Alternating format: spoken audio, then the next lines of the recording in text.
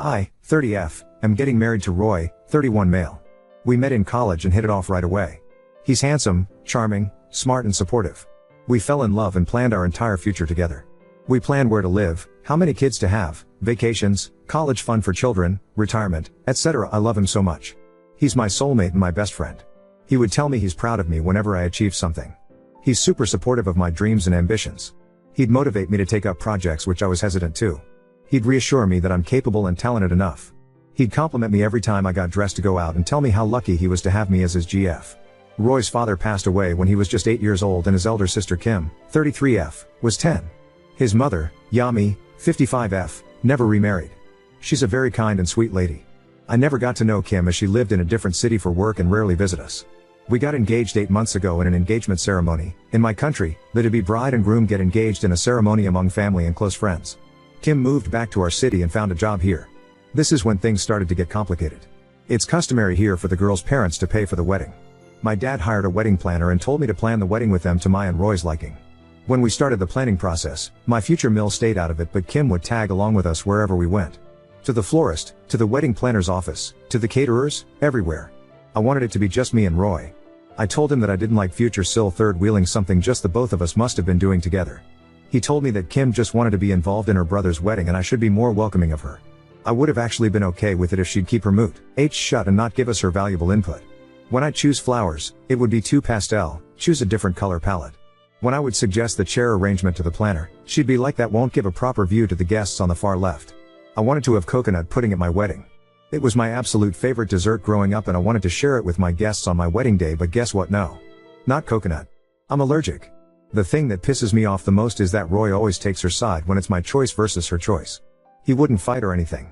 He'd be like, it doesn't matter which flower it's going to be as long as it's you who's my bride. Let it go, babe, it's not a huge deal.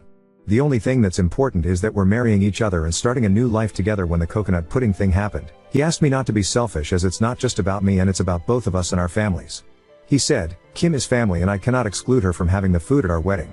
I was really frustrated at this point. It's as if we're planning Kim's wedding and not mine. The final straw was when we were shopping wedding dresses. Wedding wear would be an appropriate word as it is our traditional clothing. My mom picked out this beautiful green dress for me and I loved it so much. But Kim had to poke her nose here as well. She told me that green isn't my color and I should try something else. Roy agreed with her. Then I tried different dresses and finally decided on a rose gold dress that I liked too, but not as much as the green one. We then started to shop for the families of the bride and the groom.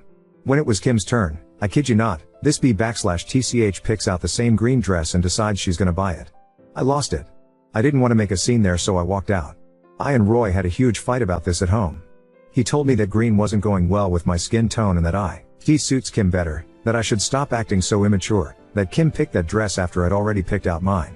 I couldn't believe my ears. For the first time since we started planning our wedding, I noticed how he's always taken Kim's side and never mine. I couldn't believe that the man I was looking at was the same man I fell in love with. Roy and Kim shared a strong bond due to losing their father so young. They were each other's best friends and support system growing up. But that doesn't justify him taking her side when it's our wedding and our vision. Back in college when we were dating, he'd brag about his sister to anyone he could, even if that person was complimenting me. Like, if someone complimented the taste of the coffee I made, he'd be like, if you think this is delicious, then you must try the coffee my sister makes, etc. It was annoying but wasn't a big deal and I let it go as I knew he was really close to her. But this time I cannot let go. It's our wedding. Not Kim's wedding. I yelled at him that if this wedding is happening, then it's happening like we both envisioned it or it's not happening at all. Roy got mad at me and yelled that I was just jealous of his sister as I can never be as good as her. That I am a bitter person for holding a grudge against Kim even though she's been nothing but kind to me. That she was just trying to help, etc. I don't hold any grudge against her. I just want to have my dream wedding. Ada? NTA, stop the bus. Get off and run. Ruin baby run. Don't let the door hit your ass on the way out cause you are running so fast. You will never get your own way. Imagine having a kid, but because Kim likes the name Tammy, your kid is now Tammy. Imagine your nursery being Dayglow Orange because Kim likes it. You are in a relationship that is 2 against 1. Want to guess which side you have been placed on? Do you really want to live your entire life doing whatever Kim wants? Don't be stupid enough to think, "Okay, he will change." He won't. Don't waste your time trying to get him on your side. Stop the planning now, and tell your dad to not pay a dime to anyone for anything. Save your dad some money before he pays anything. I can finally see how doomed my future is if I decide to marry this man. I want to call my mom and cry so bad. I just want to hug my parents and tell them that they were right about him and that I was blinded by love. But I'll have to wait. I can't let them see me in such miserable condition. I need to put myself together and be mentally ready to handle this situation. I've already called the wedding planner and asked her to block any further payments to the vendors. Update 1. I'm at my home with my parents, my sister, and my best friends, having coconut pudding. We spoke for a while to put our stories together so that I get the sequence of events right. I forgot to mention my sister Maya, 34F. She works abroad and came home a week ago to help me with the then upcoming wedding and also to spend time with me. The day of wedding we're shopping. Maya stayed home as she was jet lagged. My mom, 2 of my aunties, 4 cousins, 3 uncles, Roy, Kim, Yami, ex-future Mill, 2 of Roy's aunties, 2 uncles were also present. So we were like 18 people shopping for wedding wear. When I got upset and left, Roy followed me back to his home where we fought. At the store though, my mom finally couldn't hold back anymore. She yelled at Kim and called her some nasty names. Kim retorted by calling me a few nasty names. This led to a messy shouting match between Team Bride and Team Groom, Yami attempting to calm the situation down. Police were called and they were all escorted out of the shop. After this whole thing happened, Kim went missing. This is when I had that fight with Roy and went to stay at my friend's home. Kim wasn't answering her phone and she wasn't at any of her friends or relatives' places. Roy and Yami searched for her everywhere as they were worried for her safety, then found her at a distant relative's house the next morning. Yami had called me, which I didn't answer, to ask if I knew where Kim might have gone. At the hospital, when I was inside the doctor's office, I had a full-blown panic attack. I started to hyperventilate, high pulse rate. I was passing out, then regaining consciousness for a few seconds before passing out again. I just remember a needle piercing my butt. I was knocked out for a whole day. Well, my friend told me I was awake and acting drunk, but I don't remember anything that happened. I woke up on my bed at my parents' house. Nobody asked me anything or spoke to me about what had happened. My mom smiled sweetly at me when she saw me wake up and asked me if I wanted some coffee, and guess what? Mom's coffee kicks Kim's coffee's ass any day. Maya and I spoke about her life abroad. My dad brought me some snacks and ice cream. It felt good to put off thinking about the wedding and the fallout to a later time. Maya hugged me while I slept that night. I remember my heart feeling warm and tears running down my cheeks. She kept saying everything will be okay, have faith in God, it's okay to cry and let it all out. Next morning, I got a call from Roy. I picked up. He asked me where I was and I said I'm at my home. He said he wants to meet me at his place to sit down and resolve the differences between us. I said okay, I'll be there. I can move on only if I end this chapter of my life once and for all. My dad drove me, Maya and my mom to Roy's place. Roy, Kim, Yami and his uncle, Yami's brother, were there. I know it's silly, but I hoped Roy understood his mistakes and was going to apologize to me. And boy was I wrong. As soon as we all sat down, Roy started yelling at me for making a scene at the wedding dress store, and he went on to tell me how Kim went missing, how she was so upset because of the things my mom had said to her that she could have harmed herself, how his mom and him had to drive around the city all night in search of Kim, and how I was so heartless to not answer Yami's call. I calmly asked him where I was that night. I, like Kim, hadn't answered my phone too. I too was upset because of our fight. Did the thought of my well-being ever cross his mind? He went quiet for a few seconds, then tried to say something, fumbling his words. It didn't even make any sense. I told him that I now know who is more important to him, and it's definitely not me. His uncle intervened to speak over me to my dad, saying kids these days fight over the smallest things. I'm sure you can make your daughter understand how married life requires sacrifices and isn't like in the movies. My dad told him that it's my daughter's life and only she gets to decide if the issue is small or big, so let her speak to her fiancé. I looked back at Roy and told him that I know that I am the side chick and your sister is the main chick. Any person with even a shred of self-respect won't be fine with being her own husband's side chick. I said, you are free to marry your sister at the dream wedding that she has planned. At this moment, I saw his face turn red, and before I could understand what was going on, Roy had slapped me across my face so hard that my inner cheek and my nose started to bleed. My dad punched him on his face, got him in a chokehold, and continued punching on his guts. Yami, my mom and his uncle were trying to separate my dad and Roy. Maya hugged me tightly and was tending to my bleeding nose when Kim yelled like a banshee, blaming me for something. I'm unable to recall what she exactly said. Even Maya doesn't remember it properly. I think it was on the lines of I wish you had never come into our lives and made it a living hell, while marching up to me with her hand in the air to hit me. Maya held Kim's hand before she could hit me and backhand bitch slapped her. Kim fell to the floor and screamed like she was being skinned alive. By this time, the neighbors came in and separated everyone. The police and ambulance came a few minutes later. Roy was bleeding from his mouth and his face looked bluish. The ambulance took him away. I was taken in another ambulance. After I was treated, I was taken to the police station where mine and Roy's family were seated, but Roy wasn't there. Yami approached me and told me that she's sorry and wished me luck for my future. The police took my statement and asked me if I wanted to press charges against Roy. I said yes. They informed me that his tooth had been knocked out and one of his ribs was broken, so there is a chance he might press charges against my dad. By midnight we were all allowed to go home. This morning, my friends came over and we all had our breakfast together. After a lot of discussion, We decided that I need to start therapy as well as medication for my mental health.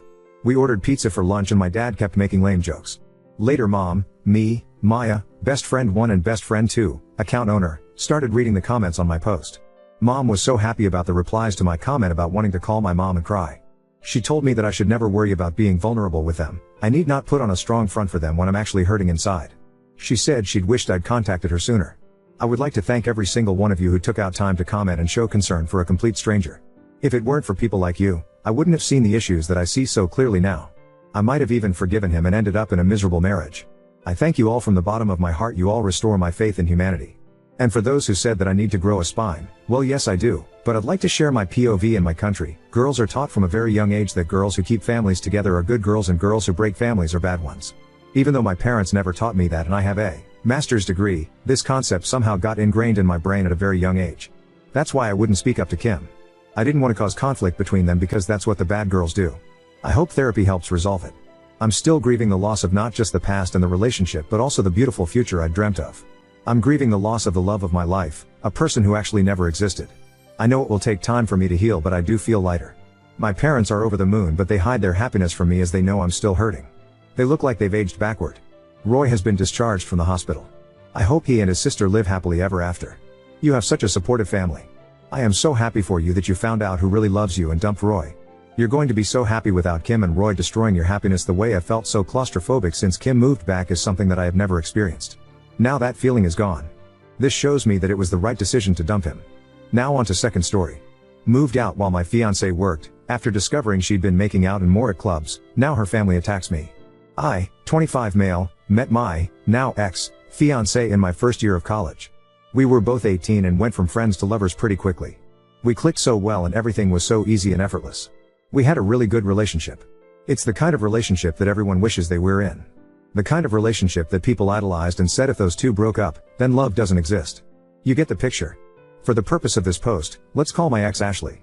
Ashley was everything I was looking for in a woman. Funny, smart, attractive, down-to-earth and family-oriented. She wanted to build a life together. Our families got close over the course of our relationship. It was like we were already one big family before even getting married. As planned, I popped the question a year ago not knowing that this would change everything. She said yes of course, but things started to change. Slowly but surely, over the months, she became more distanced. I tried to ignore it and chalk it up to nervousness. You know, cold feet before taking the big marriage plunge. I should have trusted my instincts. She always went out with her group of friends on the weekends. I've been on these outings before, usually it's clubbing and drinking. It's not my scene but I trusted my girl so I had no problem with her going without me. These outings became much more frequent after I popped the question. I tried to ignore my gut feeling that something was wrong about this. I should have listened. Last week I get a text from one of her girlfriends. She said she feels super guilty about what's been going on. According to her, Ashley has been worried about getting married. She feels that she hasn't had a chance to explore other options and the prospect of getting locked down for life made her really anxious. On these outings, she will frequently flirt with guys, dance with them, grind on them, make out with them, to get it out of her system. Since she wasn't having sex with them, she didn't consider it cheating. According to the friend, she also gave one guy a BJ in the club bathroom. She sent me pictures and videos from some of those escapades. My heart sank. I felt like I died that day. I thanked the friend for telling me and told her to keep it between us. For me, any form of cheating is a big no-no. I knew it was over. What makes this worse is that I have a past with cheating. She knows about my high school ex who cheated on me, and being a stupid teenager, I tried to end it all. This just makes this whole situation cut even deeper. She knows how much hurt she could cause, and still went ahead with it. I wanted to crawl into bed and cry for a month. I wanted to be weak. I felt weak. I decided I would give myself the chance to mourn and cry over this after I protect myself. Me and my fiancé share an apartment that we both pay rent for 50-50. I decided to take 2 days off work and covertly started to move my things out to my brother's house across the city. He knows about everything and immediately offered his place to me. The first day I moved non-essential items out. When Ashley got back from work she made a comment about it, but I brushed it off by saying I sold some stuff and took some more stuff to a storage unit to tidy and clear space up in our apartment. She didn't question it. I was furious on the inside about everything that I found out about but kept cool to avoid suspicion. She noticed I was a bit withdrawn but I told her I was just tired and stressed from work.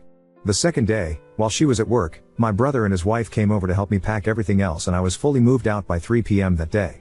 Since then, I have avoided every single form of communication sent by my ex. I have completely cut her off. I refuse to talk to her or her family. I don't even want to confront her about what happened.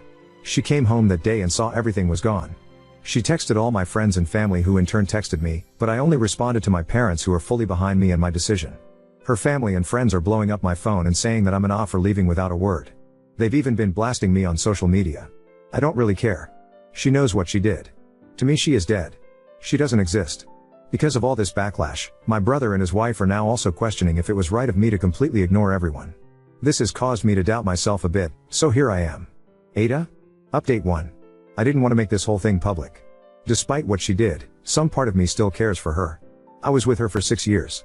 You can't just throw that away overnight. I came to the conclusion that the right thing to do was to talk to her parents.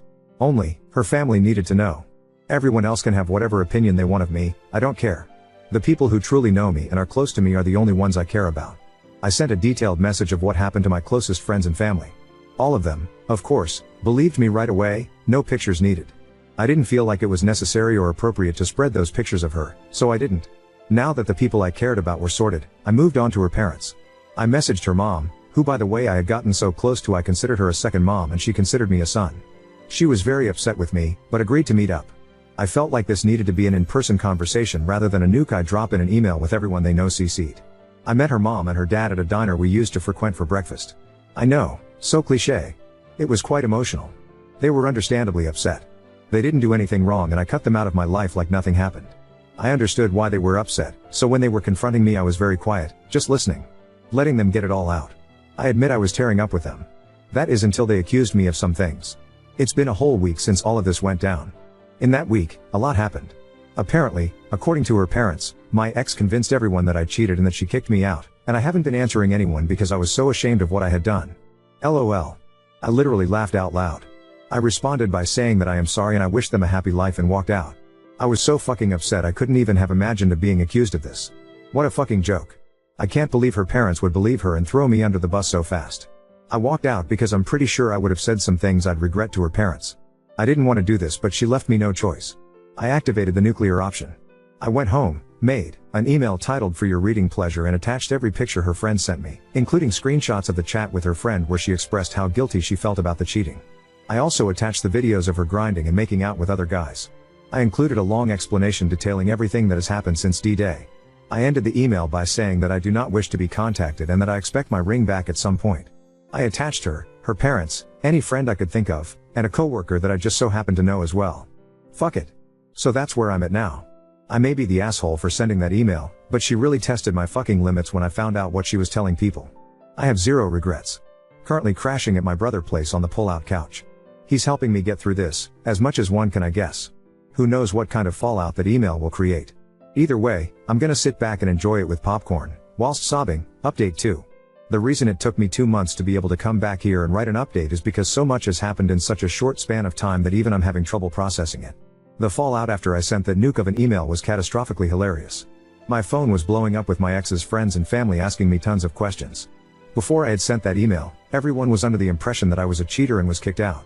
That email not only cleared my name, it basically turned everyone against my ex.